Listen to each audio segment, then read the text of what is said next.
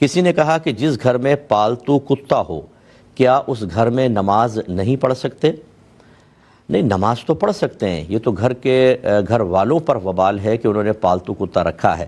ہاں یہ ضرور ہے کہ یہ دیکھ لیں کہ اس جگہ پر اگر آپ یہ دیکھتے ہیں کہ بار بار کتا آ رہا ہے، اس کی رال ٹپک رہی ہے، فرض کر لیں کیونکہ اس کا تھوک اور لعاب جو ہوتا ہے، رال جو ہوتی ہے کتے کی، یہ نجاست غلیظہ ہے، پیشاب کی طرح ناپاک ہوتی ہے، تو اگر وہ ٹپکاتا پھر رہا ہے تو پھر بڑی احتیاط کے ساتھ نماز پڑھنی چاہیے، کم از کم مصلی بچھا کے آپ نماز پڑھیں۔ اور اگر ایسا نہیں ہے، وہ کتا کسی اور جگہ بندھا ہوا ہے پالتو، تو اس گھر میں ایسا نہیں ہے کہ جیسے حدیث میں تو یہ ہے کہ جس گھر میں کتا ہو اس میں رحمت کے فرشتے نہیں آتے،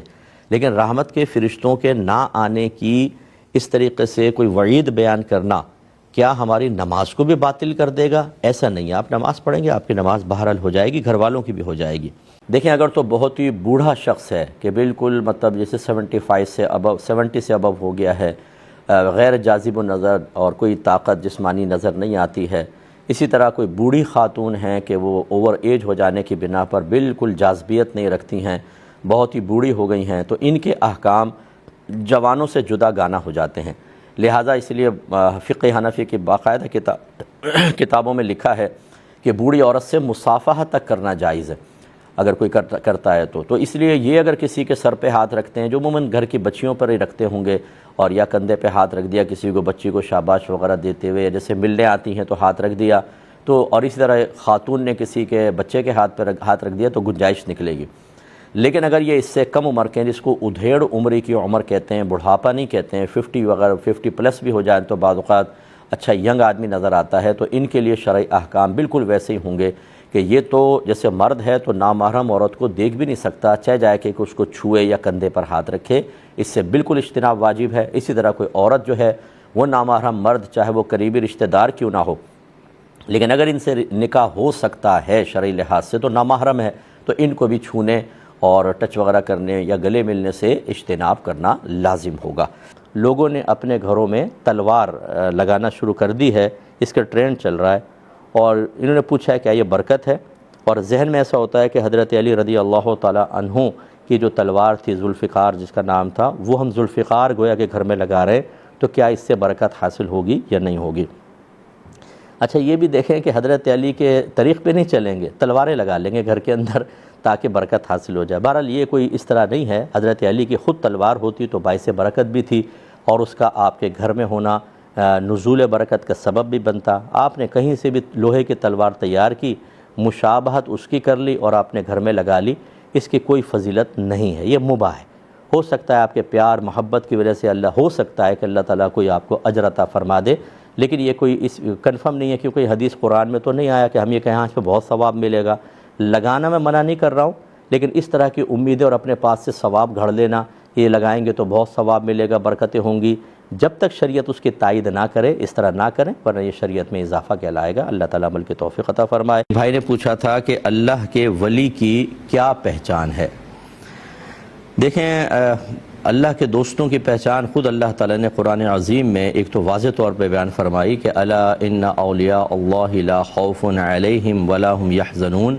الذین آمنوا وکانوا یتقون، کہ بے شک خبردار اللہ تبارک و تعالیٰ کے دوستوں کو نہ کچھ خوف ہوگا اور نہ وہ غمگین ہوں گے، وہ اللہ کے دوست جو صاحب ایمان ہیں اور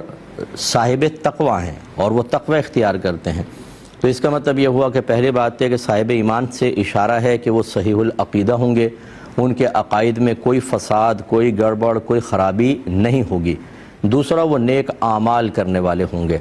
یعنی متقی پرہیزگار ہوں گے، تو متقی پرہیزگار وہ ہوتا ہے جو ایسے اعمال اختیار کرتا ہے کہ جو اللہ تبارک و تعالیٰ کے تمام احکام کو پورا کرتے ہیں، جو حکم متوجہ ہوتا ہے، اور جن کاموں سے بچنے کا حکم دیا اس سے بچتے ہیں،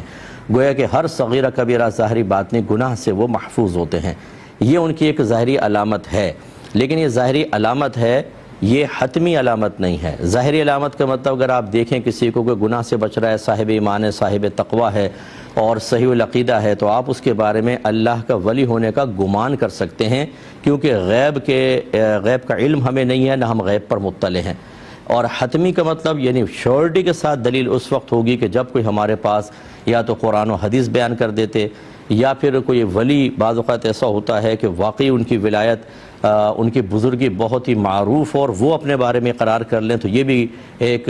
کافی قوی دلیل بن سکتی ہے. جیسے شیخ عبد القادر جیلانی رضی اللہ تعالیٰ عنہ نے اپنے بارے میں بتایا کہ مجھ پر میرا ولی ہونا بچپن میں ہی ظاہر ہو گیا تھا کہ جب میں مدرسے آتا تو فرشتے طالب علموں سے کہا کرتے تھے کہ ہٹ جاؤ اللہ کا ولی آ رہا ہے. تو اس قسم کی بعض روایات منقول ہیں کہ جس کو آپ بنیاد بنا سکتے ہیں، ورنہ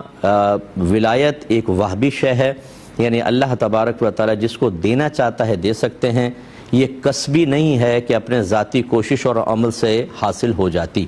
ورنہ تو جو کوشش کرتا نظر آتا ہم اس کو ولی کہتے. لہذا اب یہ معلوم نہیں کہ کس کو اللہ تبارک و تعالی نے ولایت دی ہے کس کو نہیں دی، تو ظاہری علامت سے آپ پہچانیں گے. اس کا مطلب ہوا کہ اگر کوئی شخص ولایت کا دعویٰ کر رہا ہے لیکن غیر مسلم ہے، یا اپنے آپ کو مسلمان کہتا ہے لیکن اس کے عقیدے میں وہ فساد ہے جو نبی کریم صلی اللہ علیہ وسلم کے دور اقدس سے لے کر آج تک تمام جو اکابرین امت ہیں ان کے عقائد سے ٹکراتا ہے، تو وہ کبھی ولی نہیں ہو سکتا. اگر صحیح العقیدہ ہے اور مطلب ظاہر ایسا بھی ہے لیکن کوئی گناہ کرتا ہے مثال کے طور پر، یا جاہل شخص ہے، تو جاہل کو کبھی بھی اللہ تعالیٰ ولایت نہیں دے گا، نہ کوئی اعلانیہ گناہ کرنے والے کو ولایت ملتی ہے. بلکہ اکابرین نے لکھا ہے کہ اگر اللہ تبارک و تعالیٰ کسی کو ولایت سے نواز دے اور خدا نخواستہ وہ کبیرہ گناہ جان بوجھ کر لیتا ہے، صغیرہ پر اصرار کرتا ہے، تو اس سے ولایت سلب کر لی جاتی ہے. تو آج کل تو ہمارے یہاں ہر ایک ولی بنا ہوا ہے، لمبی لمبی زلفیں رکھی ہوئی ہیں جو کندھے سے نیچے رکھنا حرام، انگوٹھیاں ایک سے زیادہ پہن رکھی ہیں یہ پہننا مکروہ تحریم حرام، مالائیں لٹکائی ہوئی ہیں زینت کے لیے یہ منع، نمازیں پڑھتے نہیں ہیں، داڑھی غائب ہے اور نہ دین کی ABC آتی ہے، اور یہ ملنگ بنے ہوئے گھوم رہے ہیں اور ایسا ثابت کرتے ہیں کہ ہم بہت بڑے اللہ کے ولی ہیں، فقیر ہیں. اور جو علماء ظاہر ہیں تو چنے بیچ رہے ہیں، ان کو کچھ نہیں آتا، اصل تو ہمیں فقیری آتی ہے، انہیں کوئی فقیری نہیں آتی. یہ علم کے فقیر ہیں، یہ عمل کے فقیر ہیں، یہ اللہ تعالیٰ کی رحمت کے فقیر ہیں، انہیں آخرت کے اندر یہ جنت کے فقیر ہوں گے اگر اللہ ناراض ہوا، اور ان کے لیے سخت عذاب ہے. ہاں یہ اگر غنی ہیں تو اللہ تعالیٰ کی طرف سے لعنت کے سلسلے میں غنی ہوتے ہیں، یا پھر یہ جہنم میں جانے کے اعتبار سے ان کو غنی پن حاصل ہوتا ہے، کیونکہ جو اللہ رسول کی شریعت کا مذاق اڑائے، پامال کرے اور ایسے لوگوں کے حامل کا مذاق اڑائے، وہ اصل میں تمام صحابہ کا مذاق اڑا رہا ہے، وہ اہل بیت اطہار کا مذاق اڑا رہا ہے. ان سے بڑھ کر کون اللہ تعالیٰ کا ولی ہو سکتا ہے مجھے بتائیں، اس کے باوجود شریعت پر مکمل طور پہ بالکل پابند. تو یہ اس قسم کے فراڈیے لوگوں سے بچنا امت کے لیے انتہائی ضروری ہے.